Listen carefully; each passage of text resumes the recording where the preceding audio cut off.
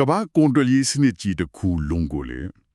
ဟိုလူခနာကိုတဲ့ကတွေးကြောတွေလို့မျက်စီတဲ့တစ်ချက်လောက်မြင်အောင်ကြည့်လိုက်ပါလားဗျသွေးကြောတယ်ဆိုတော့သွေးတွေကပုံမှန်စီးဆင်းနေတဲ့ရဲ့တော့အလုံးကကြမ်းကြီးကောင်းနေတာပေါ့နော် ဟုတ်တယ်ဗျဒါပေမဲ့အဲ့ဒီမှာတွေးကြောကျင်းသွားတဲ့နေရာတစ်ခုဒါမှမဟုတ်ဘယ်ချင်းပိတ်ဆို့သွားမလဲဆိုပြီးစိုးရင်ရတဲ့အန်တရယ်ရှိတဲ့နေရာတစ်ခုရှိနေတယ်ဆိုရင်ကောဗျာဒါဆိုရင်တော့အဲ့နေရာလေးတစ်ခုပိတ်သွားတာနဲ့တင်ခန္ဓာကိုယ်တစ်ခုလုံးလေးဖြတ်သွားနိုင်တဲ့အနေအထားမျိုးပေါ့နော် ကွတ်တီပဲဗျကမ္ဘာပထဝီနိုင်ငံရေးနဲ့စီးပွားရေးမှာလည်းအဲ့ဒီလိုတွေးကြောကျင်းနေတဲ့နေရာတစ်ခုရှိပါတယ်အဲ့လာကတော့အာရှတိုက်ကမလကာရေးလက်ကြပါဗျာဟုတ်ကဲ့တကယ်ကိုကျွန်တော်တို့ရဲ့အသေးစိတ်လေးလာဆန်းစစ်မဲ့အစီအစဉ်မှာလေအာရှတိုက်ရဲ့ပထဝီနိုင်ငံရေးအခင်းအကျင်းတစ်ကိုတိတိကျကျဖြည့်ကြည့်ကြပါမယ်အထူးသဖြင့်ဘင်္ဂလားပင်လယ်အော်နဲ့မြန်မာနိုင်ငံကဒီကမ္ဘာအင်အားကြီးနိုင်ငံတွေရဲ့စစ်တူရင်ကစားပွဲအလဲဘဟုတ်မှာဘလိုမျိုးအတိအကျရှိနေတယ်လဲဆိုတာကိုသတင်းခေါင်းစဉ်ကိုရဲ့နောက်ွယ်တာအကြောင်းရင်းကြီးအထိစိတ်မိလေးရသွားကြမှာပါတကယ့်ကိုစိတ်ဝင်စားစရာကောင်းမဲ့အခင်းကျင်းမှာရှင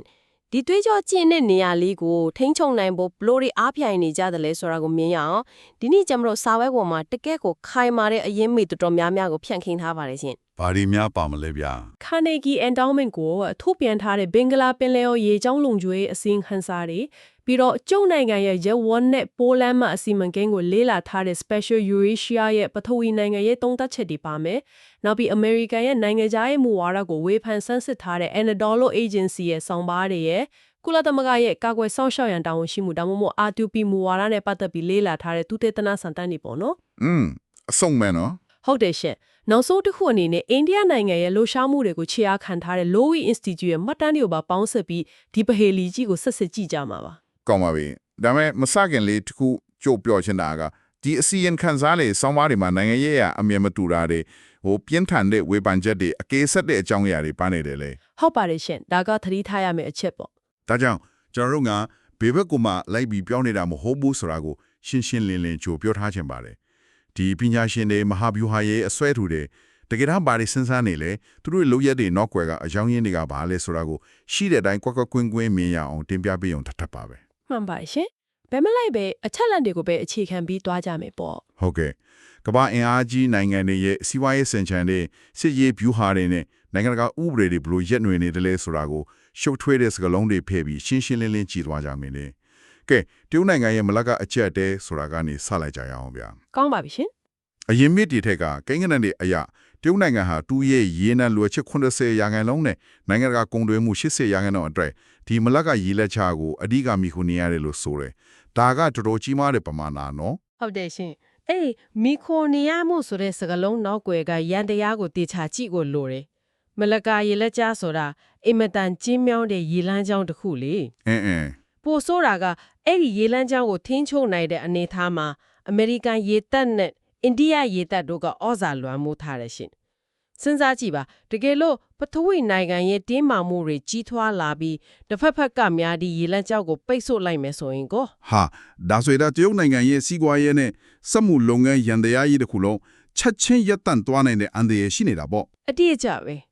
ဒါဟာ theory သက်မဟုတ်ဘူးရှင်တရုတ်ခေါင်းဆောင်တွေကိုယ်တိုင်ကဒါကိုမလကာဒီလမ်မာလို့တရားဝင်သုံးနှုံပြီးသူတို့ရဲ့နိုင်ငံတော်လုံခြုံရေးအတွက်မဖြစ်မနေဖြည့်ရှင်းရမယ်အကြီးမားဆုံးအားနည်းချက်တစ်ခုခေတ်သတ်မှတ်ထားတာပါဆိုတော့သူတို့ရဲ့အသက်ရှူပေါက်ကိုသူများကပိတ်ထားလို့ရနေတော့အခြားရွေးချယ်စရာလမ်းကြောင်းတစ်ခုကိုအသေးလဲရှားတော့တာပေါ့ဗျာဟုတ်တာပေါ့ရှင်အဲ့ဒီမှာတွေးလိုက်တဲ့လမ်းကြောင်းကမြန်မာနိုင်ငံကိုဖျက်ဆီးမဲ့ကျုံမြန်မာစီးပွားရေးစင်ကြံအလွယ်ခေါ်ရင် CMEC ဖြစ်လာတာပဲ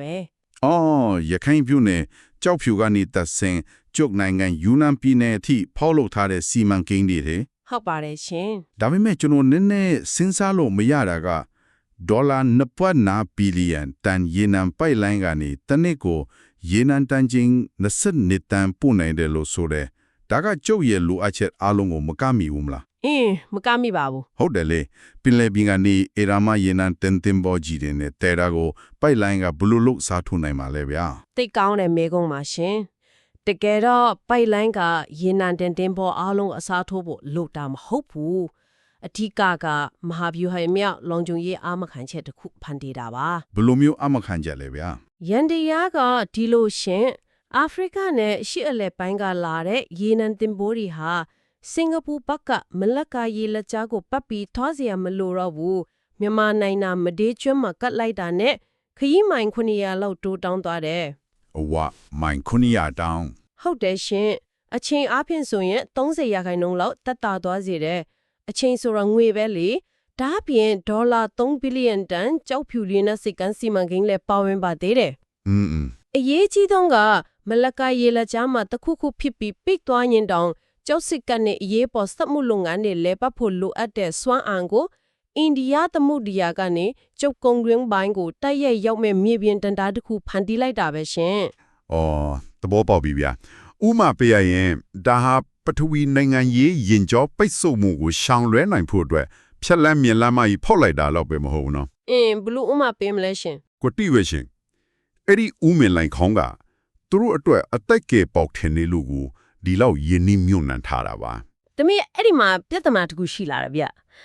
ဒီဥမင်လန်ခေါင်းဖြစ်သွားတဲ့နေရာဆိုလိုတာကမြန်မာနိုင်ငံတွင်းမှာလက်နက်ကိုင်ပဋိပက္ခတွေနဲ့မတည်ငြိမ်မှုတွေအများကြီးရှိနေတယ်လေ ဟုတ်ပါတယ်လက်ရှိမြေပြင်ချင်းနေရပေါ့ အထူးသဖြင့်နက်ဆက်ဒေတာတွေမှာတိုက်ပွဲတွေအပြင်းထန်ရှိနေလေ Special Eurasia အစီရင်ခံစာမှာလည်းဒါကိုအကျေတဝင့်ထောက်ပြထားတယ်ဗျကျွန်တော်သိချင်တာကဒီလောက်ပြင်းထန်တဲ့ပဋိပက္ခတွေကြားထဲမှာဘာလို့ဒီလောက်ကြီးမားတဲ့ယင်းနှိမ့်မြုံနှံမှုတွေကိုဆက်လုပ်နေရလဲ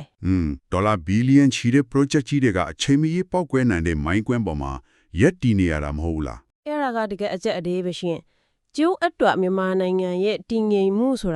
ာသူတို့ရဲ့စီးပွားရေးနဲ့စွမ်းရည်လုံခြုံရေးအတွက်တိုက်ရိုက်သက်ရောက်မှုရှိနေတာအမှန်ပါ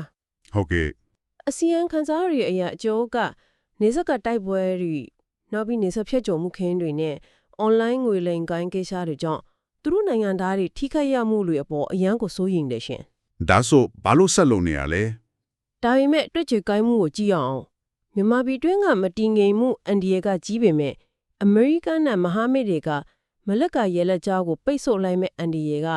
ကျုပ်အတွက်ရှင်တန်ရေးနဲ့တေဆုံရေးလောက်ကိုကွာခြားနေတယ် အော်ယဉ်ကြည့်လိုက်ရင်ဟိုကပိုကြောက်เสียကောင်းနေတာကို ဟုတ်တယ်ရှင်ဒါကြောင့်မတည်ငြိမ်မှုတွေရှိနေပေမဲ့လည်းဒီဖြက်လန်းဖြူဟာကိုလုံးဝဆွတ်လွတ်မှာမဟုတ်ဘူးအဲ့ဒီအစားတူတူရဲ့ယင်းနှိမ့်မြုံနယ်မှုတွေကိုကာကွယ်ဖို့အတွက်မြေပြင်မှာလုံခြုံရေးနဲ့နိုင်ငံရေးအရာပို့ပြီးဩဇာတက်ရောက်နိုင်အောင်ပို့ပြီးနက်နက်ရှိုင်းရှိုင်းဝင်ပါလာဖို့ပဲရှိပါတယ် ရွေးချယ်စရာမရှိတဲ့အခြေအနေမှာပိုဆိုးတဲ့အန်တယ်ကိုချောင်ဖို့ဆိုးတဲ့အန်တယ်ကိုရွေးရတာပေါ့ဗျာ အဲ့ဒီတကောပါတယ်ရှင် ဒါမဲ့ဗျာဟိုလ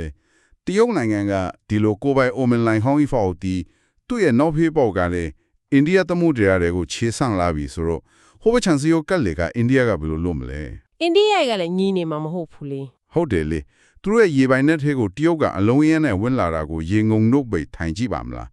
Lowy Institute ရဲ့အစီအငံစာအရဆိုရင်အိန္ဒိယရဲ့မူဝါဒအပြောင်းလဲကတော်တော်လေးစိတ်ဝင်စားစရာကောင်းနေတယ်ဗျာ ထိုင်ကြီးမိမှာပါဘူးရှင်အိန္ဒိယရဲ့ရှုထောက်ကနေကြည့်ရင်တရုတ်ရဲ့ရေတပ်အင်အားနဲ့စောစားလွယ်မှုကအိန္ဒိယသမုဒ္ဒရာတဲ့အထိကျေပြင့်လာတာကိုသူတို့ကိုယ်လိုက်ဝိုင်းရံပိတ်ဆို့ခံရပြီလို့ခန်းစားလာရတယ် အင်္ဂလိပ်လို strategic encirclement လို့ခေါ်တာပေါ့နော် မှန်ပါလားရှင်ဒါကြောင့်ရခိုင်ကရှိခဲ့တဲ့ look east လို့ခေါ်တဲ့အရှိတုမျိုးကြီးရေမူဝါဒဆိုတာကိုဝန်ကြီးချုပ်မိုဒီလက်ထက်မှာ act east လို့ခေါ်တဲ့အရှိဘက်သို့လက်တွေ့ကောင်းအထည်ဖော်ရေးမူဝါဒအဖြစ်အစစ်မြင့်တင်လိုက်တယ် ဆိုလိုတာကအ ရင်ကဖြိုကြီးယုံတက်တက်ကနေအခုလို့လက်တွေ့ဝင်ရောက်ကစားမဲ့သဘောပါရှင် အဲ့ဒီ act east ရဲ့လက်တွေ့လှုပ်ရှားမှုတွေထဲမှာကျွန်တော်သတိထားမိလာတစ်ခုက white shipping သဘောတူညီချက်ဆိုတာပဲဗျာ ဟုတ်ကဲ့ မြန်မာဘင်္ဂလားဒေ့ရှ်သီရီလန်ကာစတဲ့နိုင်ငံတွေနဲ့အဲ့ဒီသဘောတူညီချက်တွေရယူထားတယ်လို့ဆိုတယ်အဲ့ဒါကနာမည်သာလာတာတကယ်တမ်းမြေပြင်မှာဘလို့အလုပ်လုပ်တယ်လေဗျာ သိလေတဲ့ view ဟာဗျ white shipping ဆိုတာကကုန်သွယ်ရေးတင်ပေါ်ရဲ့တွက်လာမှုတရေအချက်အလက်ကိုအချိန်နဲ့တပြေးညီအပြန်အလှန်ဖက်လှည့်ကြတာပါရှင် tracking data ပေါ့နော် ဟုတ်တယ်ဆိုလိုတာကပင်လယ်ပြင်မှာတွားနေတဲ့တာမန်ကုန်တင်တင်ပေါ်အဖြူရောင်လေးတွေအားလုံးရဲ့မြေပုံကိုအိန္ဒိယကရထားတယ်ဒါဆိုရင်ဘာဖြစ်မလဲစဉ်းစားကြည့်ရှင် ဒါဆိုအဲ့ဒီစရင်ထဲမှာမပါတဲ့တင်ဘောဒဇန်စင်ခိုးဝင်လာရင်ချက်ချင်းတိကြီးပေါ့ ကွတီပဲရှင်ဥပမာတရုတ်စစ်တင်ပေါ်ဒါမှမဟုတ်ထုံးလန်းရေးတင်ပေါ်တစ်စင်စင်ခိုးဝင်လာတယ်ဆိုတာနဲ့သူတို့ရေတာပေါ်မှာဟိုကောင်ကထင်းခနဲ့မြင်နေရတော့တာပေါ့ရေချောင်းလုံခြုံရေးအတွက်ကင်းထုတ်ဆောင်ကြည့်မှုကိုတိတိကျကျမြင့်တင်လိုက်တာပဲ အော်ဇလန်ကအဲ့ဒီလိုကိုပို့ပြီးချက်တီးထဆရာကောင်းတာတခုကမလက္ကာရဲ့လက်ချားနီးမှရှိတဲ့သူတို့ရဲ့ကပ်ပလီကျွန်းနဲ့နီကိုဘာကျွန်းတွေမှာလေ American ထောက် P8I ကင်းထောက်လီရင်8စီကိုအိန္ဒိယကချထားလိုက်တယ်ဆိုတဲ့အချက်ပဲဗျာ ဟုတ်တယ်အဲ့ဒါတော်တော်အရေးကြီးတဲ့အချက်ပါ ကျွန်တော်ကလေရင်8စီဒီနဲ့တရုတ်ရေတက်ကြီးကိုဘလို့ဟန်တားမှလဲလို့တွေးမိသေးတယ်ဒါမဲ့တေချာကြည့်လိုက်တော့ ဒီလေရင်တွေကရိုးကင်းထောက်တာမဟုတ်ဘူးနော် မှန်ပါတယ်ရှင် P8i လီရင်တွေရဲ့ရန်တရားကတော်တော်ကြောက်စရာကောင်းတယ်အဲ့ဒီလီရင်တွေကပင်လယ်ထဲကိုဆိုနာအာယုံခံဆက်လေးတွေချပေးလိုက်ပြီးရေအောက်ကနေခိုးဝင်လာမဲ့ရင်ငုံတင်ဘော်တွေရဲ့အတန်ကိုပါတိတိကျကျနားထောင်နိုင်စွမ်းရှိတယ်ရှင် ဟာရေကုန်းတင်ဖို့ကပါရှာနိုင်တာလား ဟုတ်တယ်လေပြီးတော့အဲ့ဒီကက်ပလီကျွန်းနဲ့နီကိုဘာကျွန်းတွေရဲ့နေရာကမလက်ကားရေလက်ကြားအဝင်ဝါမှာကွက်တီတွားပိတ်နေတာလေ ဆိုလိုတာကအဲ့ဒီကျင်းမြောင်းတဲ့အပေါက်ကနေတရုတ်ရေငုံတင်ပေါ်ဒီတိတ်တဆင့်ဝင်လာလို့မရအောင်ရေအောင်နိုးဆက်တက်လိုက်တဲ့သဘောပဲပေါ့ ဒါဖို့ရှင်တရုတ်အတွက်တော့တကယ်ကိုလေဗင်နားမှာဓာလာတိထားသလိုခံစားရမှာတည်ချပဲ ဒါ့အပြင်အိန္ဒိယဟာအိမ်နီးချင်းတွေနဲ့တာမကပဲအရှေ့အာရှကဂျပန်ဗီယက်နမ်လို့နေပါမဟာဗျူဟာမြောက်ဆက်ဆံရေးတည်ဆောက်နေတယ်နော် ဟုတ်ပါတယ်ရှင် ရေနံရှာဖွေရေးနေတွားလို့တယ် အေးဒါကတရုတ်ကအိန္ဒိယသမုဒ္ဒရာတဲ့ဝင်လာလို့အိန္ဒိယကလည်းတရုတ်ရဲ့အင်ရှေဝင်တောင်တရုတ်ပင်လယ်တွေတွားပြီးဟန်ရေးပြလိုက်တာပဲ ဒါပေမဲ့ခဏလေးဗျကျွန်တော်ဒီနေရာမှာနင်းနေဝင်ထောက်ချင်လေ ဟုတ်ကဲ့ဘယ်အပိုင်းများလဲရှင် ကနန်တင်ချရအာရပြန်ကြည့်မယ်ဆိုရင်လေအိန္ဒိယကကာကွယ်ရေးနဲ့တန်တမာရေးအရာအာတုံခွန်းဆိုင်ကျိုးပန်းနေပြီမဲ့စီးပွားရေးအင်အားမှာကွာဟချက်အကြီးကြီးရှိနေသေးတယ်ဗျ အေးဒါကတော့ညင်းလို့မရတဲ့အချက်ပါ ဟုတ်တယ်လေအိန္ဒိယနဲ့အာဆီယံရဲ့ကုန်သွယ်မှုကဒေါ်လာ94ဘီလီယံလောက်ပဲရှိပြီးဂျပန်နဲ့ဆိုဒေါ်လာ16ဘီလီယံသာရှိပါသေးတယ်တရုတ်ရဲ့အေယာမစီးပွားရေးကိုရီးယားကြီးကိုရှင်းကြည့်ရင်တော်တော်လေးနည်းနေသေးတယ် ဟုတ်ပါတယ် ဆိုတော့ငွေကြေးအင်အားမရှိဘဲနဲ့ DX is လောက်ရတီဟာတရုတ်ကိုအမှန်တကယ်ရှင်ပြိုင်နေစွမ်းရှိပါမလားဗျာဒါမှမဟုတ်ကြောက်လန့်ပြီးမိမိကိုယ်ကိုကာကွယ်ဖို့သက်တဲ့ဟန်ရေးပြနေုံဒါထင်နေမလား အဲ့ဒါမဟာဗျူရလီလာသူတွေအမြဲငင်းခုန်ကြတဲ့အချက်ပါပဲရှင်အိန္ဒိယအနေနဲ့ဒေါ်လာချင်းပြိုင်ပြီးစီးပွားရေးအရာတရုတ်ကိုတိုက်ရိုက်ရှင်ပြိုင်မှုဆိုတာလက်ရှိချိန်မှာမဖြစ်နိုင်ပါဘူး ဒါဆိုဘယ်လိုလုပ်မလဲ ဒါပေမဲ့ဖရဝီနိုင်နိုင်ရေးမှာ asymmetric balancing လို့ခေါ်တဲ့အချိုးမညီမျှတဲ့တံပြန်ထင်းချောင်းမှုရန်တရားရှိပါတယ်ရှင် အဲ့ဒါကဘယ်လိုမျိုးလဲဗျာ ဆိုလိုတာကအိန္ဒိယကတရုတ်လောင်ငွေမတုံးနိုင်ပေမဲ့ဗီယက်နမ်လိုဂျပန်လိုတရုတ်ရဲ့ဩဇာကြီးထွားလာမှုကိုအစိုးရိမ်ကြီးစိုးရိမ်နေတဲ့နိုင်ငံအနေနဲ့မဟာမိတ်ဖွဲ့လိုက်ခြင်းအပြင်တရုတ်ရဲ့စစ်ရေးတွက်ချက်မှုတွေကိုရှုပ်ထွင်းတော့အောင်လုပ်နိုင်တယ်ရန်သူရဲ့ရန်သူဟာမိတ်ဆွေပဲလေ ဩနားလဲပြီ ဒါဟာစီးပွားရေးရင်ပလိုင်တာထက်စစ်ရေးအလွယ်တကူအနိုင်ကျင့်လို့မရအောင်မဟာဗျူဟာမြောက်ဟန်တာမှုကိုပိုပြီးဦးတည်နေတာပါရှင် ကဲဒီလိုအာရှတိုက်ရဲ့အင်အားကြီးနိုင်ငံတွေကြားမှာအကျိတ်အနေယွံပြိုင်နေမှုတွေကိုကျွန်တော်တို့မြင်ရပြီဒါပေမဲ့မိုးပေါ်ပြန်နေတဲ့ theory တွေကနေမြေပြင်မှာတကယ်ဖြစ်နေတဲ့ကိစ္စတွေကိုပြန်ဆင်းကြည့်အောင်ဗျာ ဟုတ်ကဲ့မြန်မာနိုင်ငံချင်းတွေကိုပြောတာလားရှင် ဟုတ်တယ်ဗျာမြန်မာနိုင်ငံတွင်းမှာတကယ်ကိုပြင်းထန်လာတဲ့ပဋိပက္ခတွေဖြစ်နေတယ်လူအသက်တွေဆုံးရှုံးနေတယ်ဒီအပေါ်မှာအနောက်နိုင်ငံတွေနဲ့ကုလသမဂ္ဂအပါအဝင်နိုင်ငံတကာတိုင်းဝိုင်းကောဘလို့တုံးပြန်နေကြတယ်လဲ ဒါကတော့စိတ်မကောင်းစရာပိုင်းပါပဲ Anadolu Agency ရဲ့ဆောင်းပါးမှာအလွန်ဆူရှာတဲ့ဝေဖန်မှုတစ်ခုကိုတွေ့ရတယ်ဗျာအမေရိကန်ဟာယူကရိန်းကိုယူရေရှာကျိုးကျော်မှုကနေကာကွယ်ဖို့ဒေါ်လာ25ဘီလီယံလောက်အမြောက်အများထောက်ပံ့ခဲ့တယ် ဟုတ်ပါတယ် ။သွားပြီးလက်တွေ့ကျတော့ကြီးမားတဲ့ပံ့ပိုးမှုမျိုးဘာကြောင့်မလုပ်တာလဲဆိုတာပဲ။ဘာလို့အဲ့ဒီလောက်ကွာခြားနေရတာလဲဗျာ အဲ့ဒီကွာခြားချက်နောက်ွယ်ကိုယန်ဒီယာကအင်မတန်အေးဆက်ဆန်နိုင်ပါတယ်ရှင်စောင်းပါရှင်ကအဓိကအကြောင်းရင်းတွေကိုထောက်ပြထားတယ်ပထမဆုံးအချက်ကပထဝီနိုင်ငံရေးတန်မိုးပါပဲ ။ယူကရိန်းကပိုအေးကြီးလို့လား ဟုတ်တယ်ရှင်ယူကရိန်းဟာအနောက်အုပ်စုတဲ့တကားဝါမှာရှိနေပြီးယူရှားကိုတိုက်ရိုက်အထိန်းချုပ်နိုင်တဲ့နေရာထိနေတယ်မြန်မာနိုင်ငံဟာထိုင်ဝမ်ဒါမှမဟုတ်ယူကရိန်းလိုမျိုးအမေရိကန်အရတိုက်ရဲ့အကျိုးအမြတ်တိတ်မကြီးမားဘူးလို့သူတို့ကသတ်မှတ်ထားတယ် ။နောက်ထပ်အကြောင်းရင်းကကော ဒုတိယအချက်ကရန်တရားပြိုချမဲ့အန်ဒရယေရှင်ယူကရိန်းမှာကအစိုးရရန်တရားအခိုင်အမာရှိတယ်မြန်မာနိုင်ငံမှာအနောက်နိုင်ငံတွေကဝင်ပါလိုက်ရင်အုတ်ချုပ်ရရန်တရားတွေပြိုကျသွားရင်အီရတ်နိုင်ငံမှာလိုမျိုးထိမ့်မနိုင်သိမ်းမရအခြေအနေစိုးတွေဖြစ်လာမှာကိုအရန်စိုးရင်ကြတယ် ။နောက်ပြီးကျွန်တော်တွေးမိတာတစ်ခုကလက်ရှိမြန်မာစစ်တပ်ကိုကျုပ်အိန္ဒိယနဲ့ယူရှားအစရှိတဲ့ဒေတာတွေအင်အားကြီးနိုင်ငံတွေကကြော့တော့နောက်ခံပေးထားတယ်ဆိုတဲ့အချက်ပဲဗျာ ဟုတ်ပါတယ် ။အမေရိကန်ကဝင်ပါလိုက်ရင်အဲ့ဒီနိုင်ငံကြီးတွေနဲ့ထိတ်ထိတ်တွေ့ရမယ့်အနေနဲ့ရှိနေမလား သိကြပါတယ်ရှင်အဲ့ဒါကြောင့်ပဲအနောက်နိုင်ငံတွေကလက်တွေ့မြေပြင်မှာဝင်ပါဖို့ထက်စီးပွားရေးပိတ်ဆို့မှုတွေနဲ့နှုတ်အားဖြင့်ပစ်တင်ရှုချတဲ့အဆင့်မှာပဲရပ်နေကြတာပါ ။ဒါဆိုရင်ကုလသမဂ္ဂရဲ့အခမ်းကဏ္ဍကကောပဲရောက်တော့လဲ။သူတည်တနာစားတာမှာလေ့လာထားတဲ့အတိုင်းကုလသမဂ္ဂမှာကာကွယ်ဆုံးရှောက်ရန်တာဝန်ရှိမှုR2B ဆိုတဲ့မူဝါဒရှိတယ်လေ ဟုတ်တယ် responsibility to protect ပေါ့နော် ။မကာကွယ်နိုင်ဘူးဒါမှမဟုတ်ကိုယ်တိုင်ကျူးလွန်နေတဲ့ဆိုရင် နိုင်ငံတကာကဝင်ရောက်ဆွဲဖက်ကာကွယ်ပေးရမယ်ဆိုတဲ့အလွန်လှပတဲ့မူဝါဒပါ မှန်ပါတယ် ဒီ R2P ကိုလီဗျာနဲ့ကိုတီဗာနိုင်ငံတွေမှာအသုံးပြုပြီးဝင်ရောက်ဆွဲဖက်ခဲ့ပူတယ်ဒါပေမဲ့ဘာကြောင့်မြန်မာနိုင်ငံမှာတော့ဒါကအလုံးမဖြစ်တာလဲလီဗျာပြည်သူတွေနဲ့မြန်မာပြည်သူတွေအသက်ချင်းမတူလို့လားဗျာ အဲ့ဒါကနိုင်ငံတကာဆက်ဆံရေး theory ဖြစ်တဲ့ realism လက်တွေ့ကြဝါဒနဲ့ရှင်းပြမှရမယ်ရှင် R2P ဆိုတ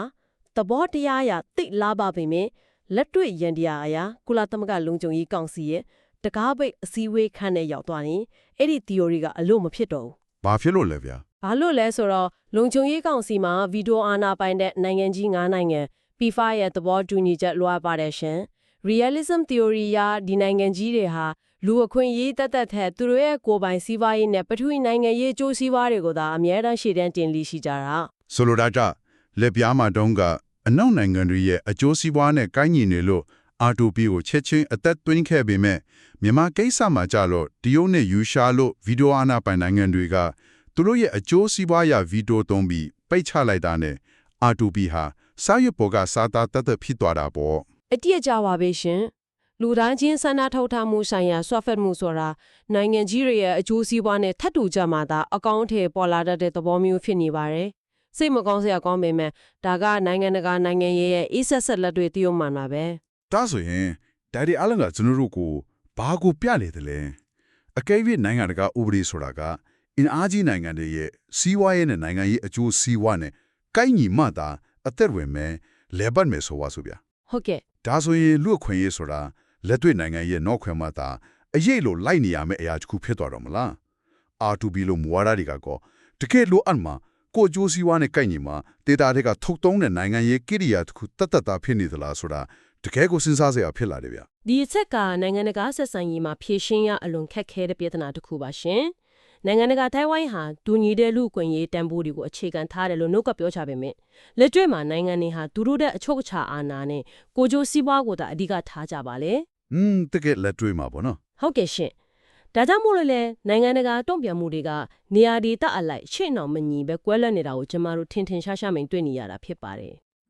ဟုတ်ပါဗျာအခုဆိုရင်ကျွန်တော်တို့တွေးစရာတစ်ခုရှိလာတာကကမ္ဘာအခြားတစ်ပတ်အရှေ့တောင်အာရှကနိုင်ငံတစ်နိုင်ငံရဲ့အရေးကိစ္စဟာကျွန်တော်တို့နေ့စဉ်ဘဝတွေနောက်နားဆင်နေတဲ့သူတွေကမ္ဘာကြီးရဲ့အခြားနေရာကလူတွေအတွက်ဘာကြောင့်အရေးပါနေတယ်လဲဆိုတာပါပဲ အဲ့ဒါအရေးကြီးတဲ့မိကုံးပဲ အဖြေကတော့ရှင်းပါပဲကျွန်တော်တို့အစမှပြောခဲ့သလိုပဲဒီဒေတာဟာကမ္ဘာကွန်တွဲရေးလမ်းကြောင်းတွေအထူးသဖြင့်ရေနံနဲ့ကုန်စည်စီးဆင်းမှုတွေကိုအဓိကထိန်းချုပ်ထားတဲ့ကမ္ဘာတွေးကြောကြီးထင်နေလို့ပါပဲ မှန်ပါတယ်ရှင် ဒါပြီးနိုင်ငံတနိုင်ငံရဲ့အချုပ်အခြာအာဏာနဲ့နိုင်ငံတကာရဲ့ဝင်ရောက်ဆွတ်ဖက်ခွင့်စတဲ့နိုင်ငံတကာစံနှုန်းတွေဟာဒီဒေတာမှာအစမ်းသက်ခွင့်နေရပြီးဒီရလဒ်တွေကကမ္ဘာတည်နေမှုတစ်ခုလုံးကိုတိုက်ရိုက်အဖြေချိုးတယောက်နေလို့ပဲဖြစ်ပါတယ်ဗျာ တကယ်ကိုဟုတ်ပါတယ်ရှင်ကဘာကြီးကချိတ်ဆက်နေတာ哦ဟိုဘက်ချမ်းကတွေးကြိုးပိတ်ဆို့မှုဟာဒီဘက်ကကုန်စည်နှုန်းတွေစွမ်းအံ့စည်နှုန်းတွေပေါ်ချက်ချင်းရိုက်ခတ်လာမှအတိအကျပါပဲ ဟုတ်တယ်ဗျာဒီနေ့အစီအစဉ်ကိုမရုပ်သိမ်းခင်မှာကျွန်တော်တို့အားလုံးဆက်လက်တွေးတော်ရှာဖွေဖို့စိတ်ဝင်စားစရာကောင်းတဲ့အချက်အသက်တစ်ခုကိုချန်ထရခဲ့ချင်ပါတယ် ပါများလဲရှင် အခုချိန်ထိ